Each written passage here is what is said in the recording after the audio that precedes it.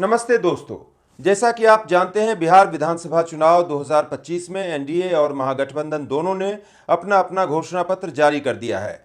इस वीडियो में बात महागठबंधन के घोषणा पत्र की, जिसमें एक बहुत बड़ा वादा किया गया है कि हर परिवार के एक सदस्य को सरकारी नौकरी दी जाएगी। इसके अलावा और भी ढेर सारे वादे हैं जो मेरे हिसाब से पूरे किए जाने असंभव हैं, क्योंकि वह व्यावहारिक हैं। इसीलिए एक टीवी चैनल की डिबेट में मैंने इस घोषणा पत्र को 10 में से 0 नंबर क्या दिए और ये क्या कह दिया कि एक तो इस वादे को पूरा करना असंभव है, दूसरे यदि सचमुच में ऐसा कर दिया जाए तो बिहार की अर्थव्यवस्था ढह जाएगी, दिवालिया हो जाएगी। तो एक बहुत बड़े तबके ने मेरी बातों का निहितार्थ समझे बिना ही मेरे खिलाफ मोर्चा खोल दिया। इसीलिए आज इस वीडियो में मैं महागठबंधन के घोषणा पत्र की एक विस्तृत, तथ्यात्मक और निष्पक्ष समीक्षा पेश करूंगा और बताऊंगा कि हर परिवार में एक नौकरी, यह सुनने में जितना अच्छा लगता है, सच में उतना सच्चा क्यों नहीं लगता है। क्या सिर्फ वोटों के लालच में ऐसा वादा कर दिया गया है? क्या भारत के किसी अन्य प्रदेश या दुनिया के किसी अन्य देश में ऐसा कोई मॉडल मौजूद है? और मैं क्यों कह रहा हूं कि यदि किसी जादू से इस वादे को लागू भी कर दिया जाए तो बिहार की अर्थव्यवस्था ध्वस्त हो जाएगी? तो इस वीडियो में हम आपको पूरी सच्चाई बताएंगे, तथ्यों, आंकड़ों और दुनिया भर के उदाहरणों के साथ। कोई झूठ नहीं, कोई छुपाव नहीं। मित्रों, जैसा कि आप जानते हैं, महागठबंधन के घोषणा पत्र, जिसका नाम है बिहार का तेजस्वी प्रण, इसमें कुल 25 बड़े वादे किए गए। लेकिन सबसे बड़ा और सबसे चर्चित वादा यह है कि सरकार बनते ही 20 दिनों में एक कानून पास होगा जिसके तहत हर परिवार के एक सदस्य को सरकारी नौकरी दी जाएगी। इसका मतलब यह हुआ कि बिहार में लगभग 2.6 करोड़ नई सरकारी नौकरियां सृजित होंगी और ये नौकरियां नियमित और पूर्ण होंगी।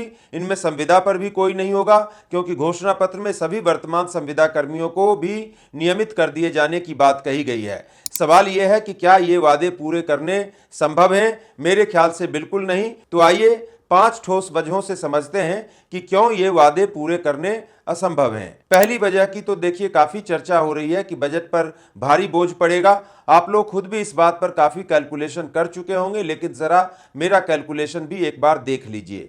एक सरकारी कर्मचारी का औसत मासिक वेतन होता है 40,000 रुपए 7वें वेतन आयोग के आधार पर। 2.6 करोड़ कर्मचारियों का मासिक वेतन 1,04,000 करोड़ रुपए हुआ। 2.6 करोड़ कर्मचारियों का सालाना वेतन हुआ 12,42,000 करोड़ रुपए। पुरानी नौकरियां और पेंशन भी हैं, जिन पर 2025-26 में 1,15,000 करोड़ रुपए खर्च अनुमानित हैं, जो अगले वर्ष और बढ़ेगा ही, क्योंकि अब तो 8वां वेतन आयोग भी आने वाला है। मतलब केवल वेतन और पेंशन पर न्यूनतम खर्च हो जाएगा 13,57,000 करोड़ रुपए 7वें वेतन आयोग के हिसाब से। लेकिन किसी भी राज्य को केवल वेतन और पेंशन पर ही खर्च नहीं करना होता है। सड़क, बिजली, पानी, कृषि, शिक्षा, स्वास्थ्य समेत सैकड़ों या कहें हजारों खर्चे होते हैं। वर्तमान में बिहार का कुल बजट वेतन और पेंशन पर खर्च होने वाली राशि का लगभग 3 गुना है। इस हिसाब से देखें तो 2.6 करोड़ नई नौकरियां सृजित होने के बाद बिहार को कुल बजट की आवश्यकता होगी 13,57,000 करोड़ रुपए गुना 3 बराबर 40,71,000 करोड़ रुपए से भी ज्यादा, जो कि बिहार के मौजूदा बजट 3,17,000 करोड़ रुपए से लगभग 13 गुना ज्यादा है और समूचे भारत के बजट यानी लगभग 50 लाख करोड़ के 80% से भी अधिक है। लेकिन बात सिर्फ इतनी सी नहीं है कि बहुत अधिक बजट की जरूरत होगी। अब आइए मैं कुछ अन्य पहलुओं की तरफ भी आपका ध्यान खींचता हूं, जिसकी तरफ अभी किसी ने शायद आपका ध्यान खींचा नहीं है। ये वादा पूरा करना क्यों असंभव है? इसकी दूसरी वजह यह भी है कि हर परिवार में सरकारी नौकरी देने के लिए आवश्यक 2.6 करोड़ कर्मचारियों के लिए पद कैसे सृजित होंगे? जब राज्य का हर चौथा या 5वां व्यक्ति नियमित सरकारी कर्मचारी होगा तो वह काम क्या करेगा? क्या उन्हें बिना वेतन के काम दिया जाएगा? जातीय जनगणना के आंकड़ों के मुताबिक बिहार में वर्तमान में लगभग 16 लाख ही सरकारी नौकरियां हैं। इनमें भी लगभग 12 लाख लोग ही काम कर रहे हैं, संविदा कर्मियों को जोड़कर। 2.6 करोड़ नई नौकरियां मतलब वर्तमान नौकरियों की संख्या की तुलना में लगभग 22 गुना ज्यादा बढ़ोतरी। इतने पद कहां से आएंगे? अभी तक कोई प्लान नहीं बताया गया है। ये वादा पूरा करना क्यों असंभव है? इसकी तीसरी वजह भी है, कोई इंफ्रास्ट्रक्चर नहीं है। इस वक्त बिहार में 38 जिले हैं, 534 प्रखंड हैं। यदि मानकर चलें कि एक दफ्तर में औसतन 10 सरकारी कर्मचारी काम करेंगे तो हर प्रखंड में लगभग 5,000 नए दफ्तर बनाने होंगे। अगर एक दफ्तर में 50 सरकारी कर्मचारी काम करें तो भी हर प्रखंड में कम से कम 1,000 नए दफ्तर बनाने होंगे। सवाल है कि इन्हें बनाने में कितना खर्च होगा, कब तक बनेंगे, और जब तक नहीं बनेंगे तब तक बिना बिल्डिंग, बिना कुर्सी मेज, बिना उपकरण नौकरी कैसे चलाएंगे? तो ये वादा पूरा करना क्यों असंभव है? एक और वजह जान लीजिए, भर्ती प्रक्रिया नामुमकिन है। बीपीएससी और बीटीएससी जैसी एजेंसियां अभी साल में 10 से 15 हज़ार भर्तियां ही करती हैं। इस रफ्तार से 2.6 करोड़ भर्तियां करने में 2000 साल लगेंगे। अगर भर्तियों की स्पीड वर्तमान स्पीड से 100 गुना भी बढ़ा दी जाए तो भी 20 साल लगेंगे। फिर 20 महीने में क्या ये संभव है जैसा कि महागठबंधन का वादा है? जवाब है बिल्कुल नहीं। ये वादा पूरा करना क्यों असंभव है? इसकी एक और पांचवी वजह भी जान लीजिए, कानून और योग्यता की दीवार। सरकारी नौकरी के लिए 10वीं पास होना, आरक्षण के नियम मानना और अनेक मामलों में प्रतियोगी परीक्षा पास करना भी जरूरी है। सवाल है कि क्या 2.6 करोड़ लोग सब कुछ क्लियर कर लेंगे? बिल्कुल भी नहीं, क्योंकि इस वक्त बिहार में 15% से भी कम लोग मैट्रिक पास हैं। इसे इस हकीकत से भी समझें कि जब महागठबंधन की तरफ से मुख्यमंत्री पद के उम्मीदवार तेजस्वी यादव और उप मुख्यमंत्री पद के उम्मीदवार मुकेश साहनी दोनों खुद ही मैट्रिक पास नहीं हैं, तो बाकी बिहार में कितने लोग सरकारी नौकरी की मैट्रिक पास वाली न्यूनतम अर्हता को पूरा कर सकेंगे? ऐसे में बिना मेरिट, बिना प्रक्रिया यदि हर घर से एक सरकारी बहाली करने की कोशिश की गई तो मामला कोर्ट में अटक जाएगा। तो दोस्तों, मैंने टॉप 5 व्यावहारिक पहलुओं की चर्चा करके अभी आपको बताया कि क्यों अगले 20 महीने में 2.6 करोड़ नियमित सरकारी नौकरियां सृजित करना असंभव है।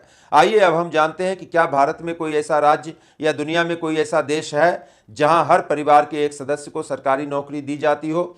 हमने world bank, international labour organisation यानी ILO, organisation for economic cooperation and development यानी OECD, UN पॉपुलेशन डिवीजन और कई देशों की सरकारी एजेंसियों के 2024-25 के डेटा को पूरी तरह खंगाला। जवाब साफ है, ऐसा कहीं नहीं होता। कुछ लोग सिक्किम मॉडल का उदाहरण देते हुए कह रहे हैं कि महागठबंधन का वादा पूरा करना संभव है, लेकिन आपको बता दें कि सिक्किम में भी हर परिवार में एक सरकारी नौकरी जैसा कुछ नहीं है। वहां की आबादी मात्र 6 लाख के आसपास है, जो बिहार की आबादी के लगभग 250वें हिस्से के बराबर है। कुल परिवार 1.5 लाख, सरकारी नौकरियां 40 से 50 हज़ार, परिवार कवरेज अधिकतम 30%, मतलब 100% परिवारों को सिक्किम में भी नियमित सरकारी नौकरी नहीं है। अब दुनिया के 4 ऐसे देशों के उदाहरणों को भी मैं पूरे तथ्यों के साथ आपके सामने रखना चाहता हूं, जहां सरकारी नौकरियों में 100% परिवार कवरेज तो नहीं है, लेकिन वे महागठबंधन के वादे के लिहाज से सबसे प्रासंगिक देश मुझे लगे चर्चा करने के लिए।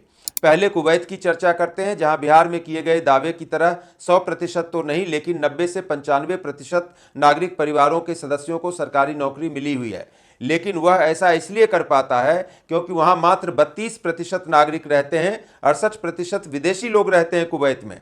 इस तरह उसने क्या किया है कि नागरिकों को सरकारी नौकरी दे रखी है और विशाल विदेशी आबादी वहां का प्राइवेट सेक्टर संभालती है। इस विदेशी आबादी से कुवैत को जहां भारी भरकम राजस्व भी मिलता है, वहीं वर्क फोर्स में संतुलन भी बना रहता है। अपने 90 से 95% नागरिक परिवारों के सदस्यों को सरकारी नौकरी देने के बाद भी उसके टोटल वर्क फोर्स में सरकारी नौकरी का हिस्सा सिर्फ 20% है।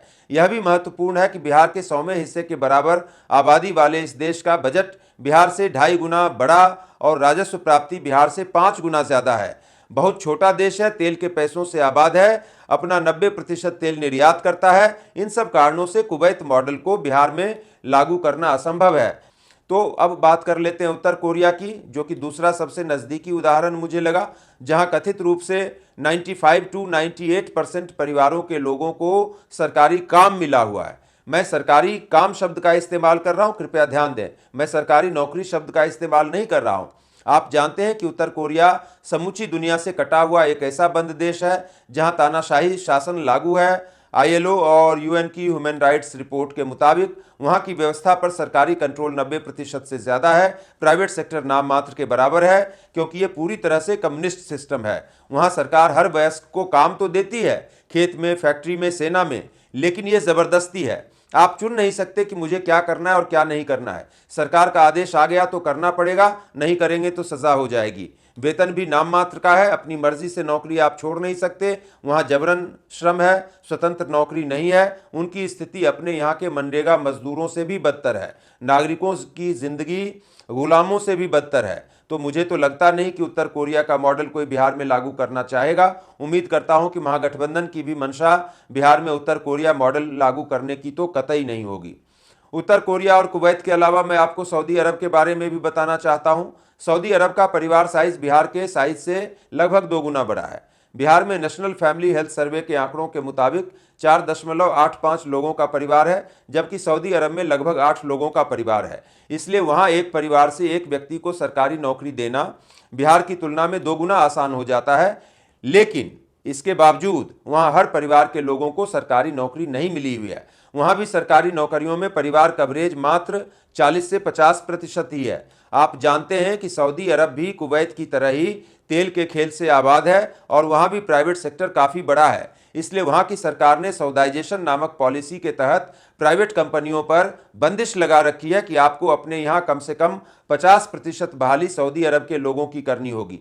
इससे भी सऊदी अरब के लोगों की जॉब की जो समस्या है वो काफी हद तक हल हो जाती है। लेकिन कोटा पूरा करते हुए भी कंपनियां परिवार के आधार पर नहीं बल्कि योग्यता के आधार पर ही चयन करती हैं। वहां टोटल वर्कफोर्स में सरकारी नौकरियों का हिस्सा केवल 15 से 20% है। मतलब महागठबंधन के प्रस्ताव जैसा सऊदी अरब में भी कुछ नहीं है। चौथा देश मुझे लगा क्यूबा, जिसकी चर्चा मैं करना चाहूंगा, जहां पर 70 से 80% परिवारों के सदस्यों को सरकारी नौकरी मिली हुई है। लेकिन आप जानते होंगे कि क्यूबा एक सोशलिस्ट देश है, जहां 2023 के आंकड़ों के मुताबिक 65% लोग पब्लिक सेक्टर में और केवल 35% लोग प्राइवेट सेक्टर में काम करते हैं। हालांकि वहां भी जैसे जैसे प्राइवेट सेक्टर पांव पसार रहा है, सरकारी नौकरियां कम हो रही हैं। ये सरकारी नौकरियां भी परिवार के आधार पर नहीं बल्कि योग्यता के आधार पर दी जाती हैं। यानी सिर्फ उन्हीं लोगों को सरकारी नौकरी मिलती है जो तय मानदंडों और प्रतियोगी परीक्षाओं को पास करते हैं। हर परिवार के लिए सरकारी नौकरी जैसी कोई गारंटी क्यूबा में भी नहीं है।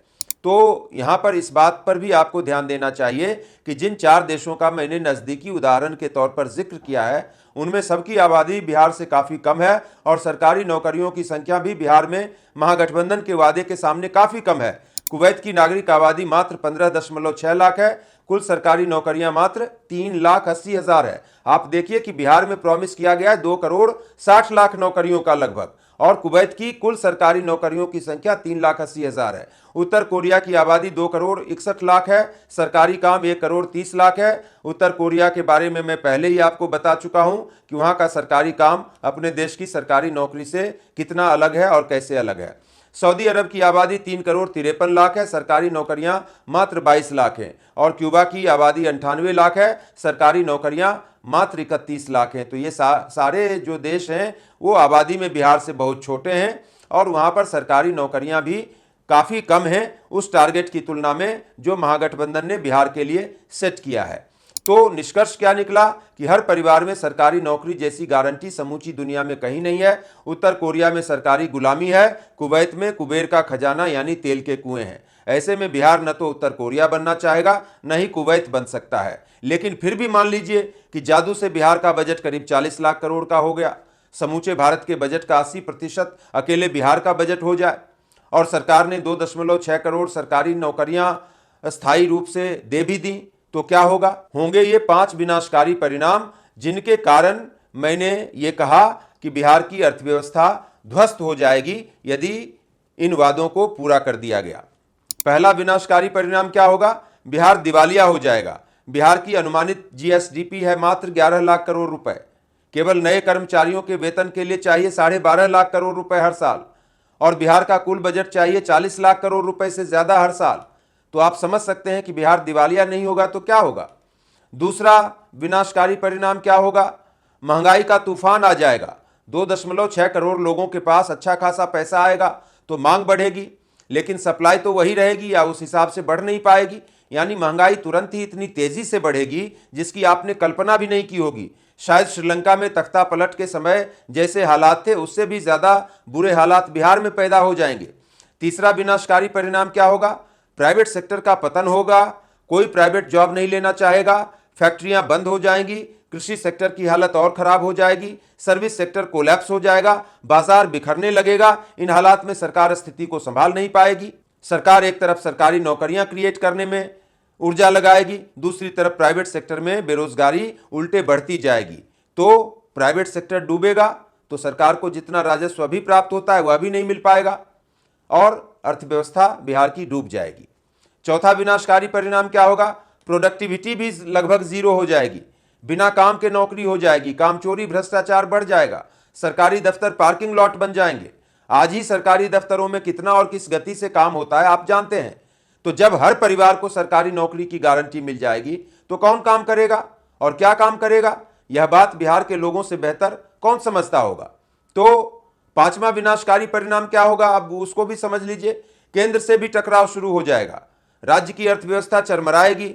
अर्थशास्त्र के नियमों के विरुद्ध सरकार यदि केवल वोट बैंक के लिए राज्य में आर्थिक अराजकता की स्थिति पैदा कर देगी तो केंद्र तो अनुदान रोक देगा, क्योंकि उसे तो पूरा देश चलाना है, केवल एक बिहार को थोड़े चलाना है। तो क्या होगा कि बिहार में वित्तीय आपातकाल की स्थिति पैदा हो जाएगी। इन 5 विनाशकारी परिणामों के अलावा एक छठा बड़ा संकट भी पैदा हो जाएगा। बिहार जैसे राज्य में हर परिवार में एक सरकारी नौकरी दे दिए जाने पर दूसरा कोई काम करने वाला ही नहीं बचेगा, क्योंकि एक तो बिहार का औसत परिवार आकार छोटा है, सऊदी अरब की तरह बड़ा तो है नहीं। दूसरा, बिहार की डेमोग्राफी में लगभग आधी आबादी 18 साल से कम उम्र के बच्चों की है। एनएफएचएस के आंकड़ों के मुताबिक बिहार के परिवार में 4.85 लोग रहते हैं।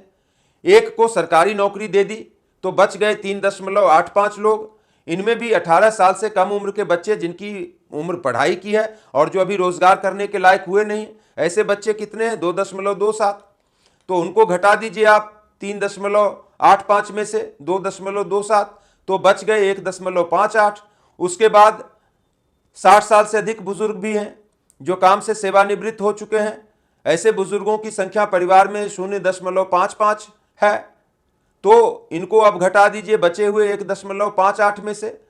तो 1.58 में से 0.55 लोग चले गए तो बच गए सिर्फ 1.03 लोग, यानी सिर्फ एक आदमी, चाहे पुरुष या महिला।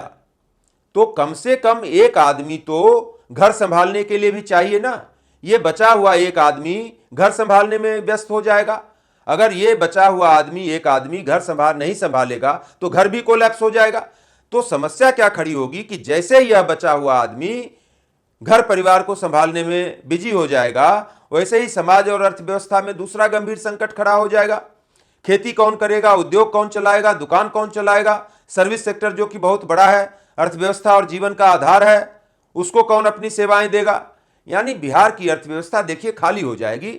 और इसी कारण से मैंने कहा कि अगर आप इन वादों को लागू कर भी देंगे तो बिहार की अर्थव्यवस्था चौपट हो जाएगी, दिवालिया हो जाएगी। सवाल केवल यहीं खत्म नहीं होते। मान लिया जाए कि महागठबंधन ने 2.6 करोड़ सरकारी नौकरियां दे दी, तो हर परिवार में एक व्यक्ति को नियमित वेतन, पेंशन, प्रमोशन की सुविधा मिल गई।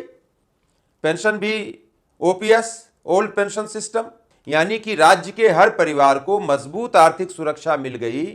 फिर सवाल है कि महागठबंधन के घोषणा पत्र में तरह तरह की आर्थिक सहायता, पेंशन, भत्ते, अनुदान, स्कॉलरशिप, मुफ्त सुविधाओं इत्यादि का ऐलान किसके लिए किया गया है। जैसे अगर महिला को माई बहन योजना के तहत ये कह रहे हैं कि हम 2,500 रुपये मासिक देंगे, तो किस महिला को देंगे। जब महिला के परिवार के एक व्यक्ति को स्थायी नौकरी मिल ही गई है, उसका परिवार सक्षम हो ही चुका है आर्थिक रूप से, तो आप ये 2,500 रुपये का मासिक अनुदान किस महिला को देंगे। बेरोजगारी भत्ता है 2,500 रुपये का, जो बेरोजगार युवाओं को देने की बात है। लेकिन जब हर परिवार का एक व्यक्ति स्थायी सरकारी नौकरी प्राप्त कर चुका है, आर्थिक रूप से परिवार सक्षम हो चुका है, तो उसी परिवार के युवक को बेरोजगारी भत्ता देने की क्या आवश्यकता है। 200 यूनिट मुफ्त बिजली की बात कह रहे हैं, किसको देंगे मुफ्त बिजली। जब हर परिवार में सरकारी नौकरी आपने दे दी, उसको आर्थिक रूप से सक्षम बना दिया, स्थायी नौकरी दे दी, नियमित नौकरी दे दी, ओल्ड पेंशन स्कीम के तहत पेंशन दे दिया, भत्ते तरह तरह के दे ही दिए, तो 200 यूनिट मुफ्त बिजली उसको फ्री बीज देने की क्या जरूरत है। तो मुफ्त बिजली किसको चाहिए, क्यों चाहिए, ये सवाल भी तो उठेगा ना। तो 500 रुपए में गैस सिलेंडर का वादा है, किसके लिए। जब हर परिवार में सरकारी नौकरी आपने दे दी तो सब्सिडी किसको दीजिएगा आप। इसी तरह से अन्य भी कई सारी योजनाएं हैं जिनके नाम यहां पर गिनाने की जरूरत नहीं है, लेकिन आप जानते हैं कि जैसे माँ योजना है, मातृत्व लाभ 10,000 देने की बात है, लेकिन किसको देंगे आप।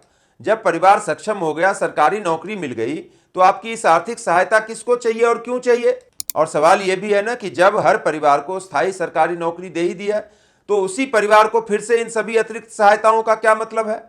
क्या महागठबंधन की नौकरी में इतनी भी सैलरी नहीं मिलेगी कि सरकारी कर्मचारियों के परिवार को सब्सिडी और मुफ्त सुविधाओं की आवश्यकता नहीं रहे? एक और बड़ा सवाल है कि जब हर परिवार के एक एक सदस्य को स्थायी सरकारी नौकरी मिल गई तो आरक्षण तो 100% हो गया ना। और जब आरक्षण 100% हो गया, फिर ये आरक्षण की सीमा को 50% से बढ़ाकर 65% करने के वादे का क्या मतलब रह जाता है? और जब आरक्षण 100% हो गया तो फिर तो यह भी सवाल उठेगा ना कि क्या महागठबंधन आरक्षण की मौजूदा व्यवस्था को खत्म करना चाहता है? दूसरे शब्दों में, क्या आरक्षण को खत्म करना चाहता है? तो दोस्तों, सारी वस्तुस्थिति हमने आपको समझा दी। प्रामाणिक तथ्यों, आंकड़ों और निष्पक्ष विश्लेषण के आधार पर यह भी बता दिया कि बिहार न तो कुवैत है, न उत्तर कोरिया है। ऐसे में हर घर एक सरकारी नौकरी सुनने में अच्छा, करने में असंभव। बजट नहीं, सिस्टम नहीं, दुनिया में कोई उदाहरण नहीं, और अगर किया तो राज्य बर्बाद हो जाएगा। इसलिए आवश्यक है कि सरकारी और प्राइवेट का संतुलन बनाएं। सरकारी नौकरी बढ़ाइए, लेकिन उचित सीमा तक बढ़ाइए। भारत में सरकारी नौकरी अभी टोटल वर्कफोर्स का केवल 5% है, जबकि दुनिया के विकसित देशों में सरकारी रोजगार कुल वर्कफोर्स का 15 से 25% तक होता है। ये OECD कंट्रीज का मैंने आपको डाटा दिया। इसे बिहार और भारत में भी इस दायरे में लाने के लिए प्रयास किया जा सकता है, नो डाउट। लेकिन सरकारी नौकरियों में यदि 100% परिवार कवरेज कर देंगे तो इसका मतलब यह होता है कि कुल आबादी का 20 से 25% सरकारी नौकरियों में चला जाएगा, जो कि भारत जैसी बड़ी आबादी वाले किसी भी देश के लिए और बिहार जैसी बड़ी आबादी वाले किसी भी राज्य की अर्थव्यवस्था के लिए डिजास्टर लेकर आएगा और उसको पूरी तरह से दिवालिया बना देगा। मित्रों, इसीलिए हमारे बुजुर्गों ने भी कहा है, और गलत नहीं कहा है, कि अति सर्वत्र वर्जयेत। सच्चा विकास चाहिए तो स्किल ट्रेनिंग कीजिए, उद्योग लगाइए, स्टार्टअप पे फोकस करिए, एग्रीकल्चर सेक्टर पे फोकस करिए, फूड प्रोसेसिंग इंडस्ट्री पे फोकस करिए। असंभव, अव्यवहारिक और विनाशकारी वादों पर फोकस करने से क्या मिलेगा? तो इन्हीं सारी बातों को लेकर जब मैंने कह दिया कि महागठबंधन के घोषणा पत्र को मैं 0 नंबर देता हूं 10 में, तो लोगों ने विवाद करना शुरू किया और मेरी नीयत पर सवाल उठाने शुरू कर दिए। मैं, देखिए, सच बोलता हूं। मेरा सच आपको सूट कर सकता है, आपको सूट नहीं कर सकता है, लेकिन मेरा काम सच बोलना है। किसी राजनीतिक दल को क्या सूट करेगा, अगर इस आधार पर मैं अपने विचारों को निर्धारित करने लगूंगा तो सच्चाई का क्या होगा, पत्रकारिता के धर्म का क्या होगा? वीडियो पसंद आई हो तो लाइक करें, शेयर करें। यूट्यूब पर देख रहे हैं तो चैनल को सब्सक्राइब करें, फेसबुक पर देख रहे हैं तो पेज को फॉलो करें।